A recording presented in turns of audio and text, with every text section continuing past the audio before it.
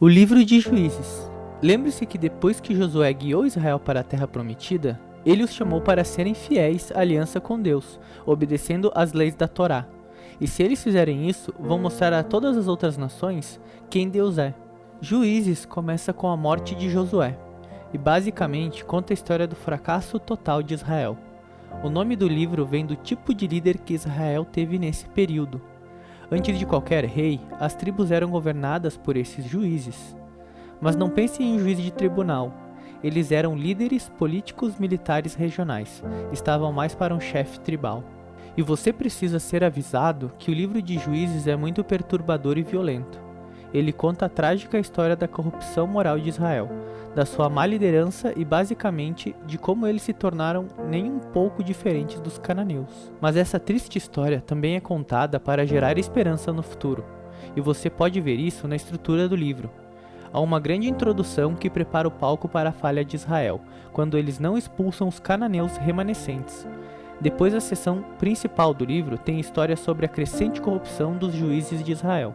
A progressão aqui mostra como os líderes vão de muito bem para ok, para mal e para pior. E a seção de conclusão é realmente perturbadora e mostra a corrupção do povo de Israel como um todo. Então vamos entrar aqui para podermos explorar cada parte do livro. A seção de abertura começa com as tribos de Israel em seus territórios na Terra Prometida. E embora Josué tenha derrotado algumas cidades-chave, ainda há muita terra para ser conquistada e muitos cananeus vivendo nessas áreas. E o capítulo 1 tem uma longa lista de grupos cananeus e cidades que Israel falhou em expulsar da terra.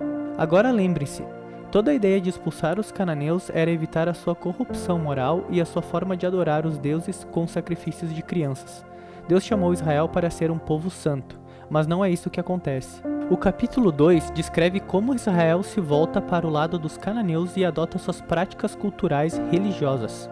E é bem aqui que a história para. Por quase um capítulo inteiro, o narrador nos dá uma visão geral de tudo o que vai acontecer no corpo do livro. Essa parte da história de Israel, diz o narrador, é uma série de ciclos que se movem em espiral. Israel se torna como os cananeus e peca contra Deus. Então Deus permite que eles sejam conquistados e oprimidos pelos povos cananeus, até que vejam o erro dos seus caminhos e se arrependam. Então Deus levanta um juiz libertador de dentro de Israel, que irá derrotar o inimigo e trazer uma era de paz.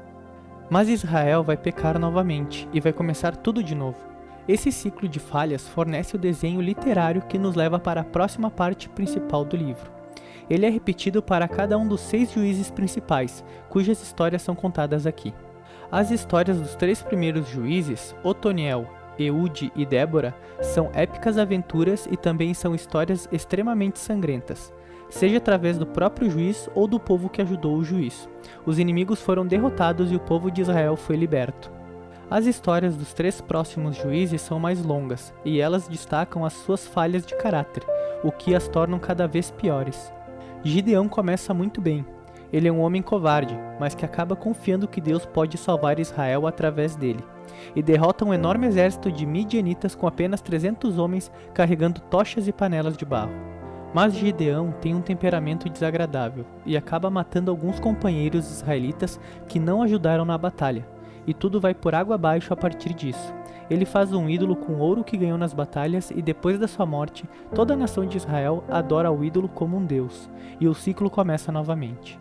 O próximo juiz principal é Jefté, que é tipo um bandido mafioso que vive nas montanhas. E quando as coisas ficam bem ruins para Israel, os anciãos vêm até ele e imploram pela sua ajuda. Jefté era um líder muito eficaz. Ele ganhou várias batalhas contra os amonitas, mas conhece tão pouco do Deus de Israel que o trata como qualquer outro deus cananeu, e promete sacrificar sua filha se ganhar a batalha. Essa história trágica mostra o quão longe Israel chegou. Eles não conhecem mais o caráter do seu próprio Deus, o que os leva ao assassinato e à falsa adoração. O último juiz, Sansão, é de longe o pior.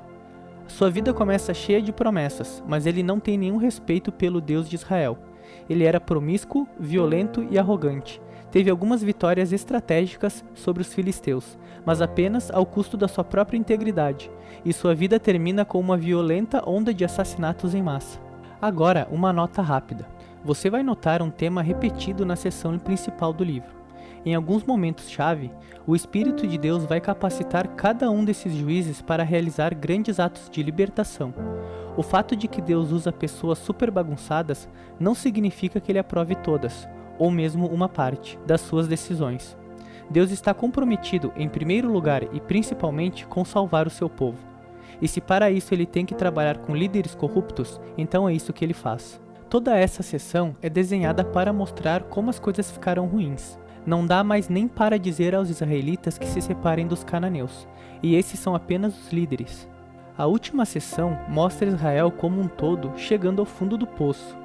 Há duas histórias trágicas aqui, e elas não são para os fracos de coração. Elas são marcadas por essa frase-chave que é repetida 4 vezes no fechamento do livro. Naqueles dias não havia rei em Israel, e cada um fazia o que parecia certo aos seus próprios olhos. A primeira história é sobre um israelita chamado Mica, que construiu um templo privado para um ídolo. O templo foi saqueado por um exército enviado pela tribo de Dan. Eles roubam tudo, queimam a pacífica cidade de Laís e matam todos os seus habitantes. É uma história horrível. Quando Israel esquece do seu Deus, o poder é que define o que é certo. E a última história do livro é ainda pior. É um conto chocante sobre abuso sexual e violência, o que leva Israel à sua primeira guerra civil. É muito perturbador, e esse é o ponto. Essas duas histórias servem como um aviso. Israel está se autodestruindo. Esse é o resultado de virar as costas para o Deus que os ama e que os salvou da escravidão no Egito. E agora Israel precisa ser liberto novamente, só que de si mesmo. O único vislumbre de esperança na história é encontrado em uma frase que é repetida na última parte do livro. Ela, na verdade, forma a última frase da história.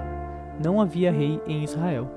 Então o palco está preparado para os próximos livros que contam a origem da família do rei Davi, o livro de Ruth, e a origem da realeza em Israel, o livro de 1 Samuel.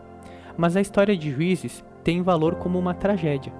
É uma explicação séria da condição humana, e no fim ela aponta para a necessidade da graça de Deus de mandar um rei que vai resgatar o seu povo. E esse é o livro de Juízes.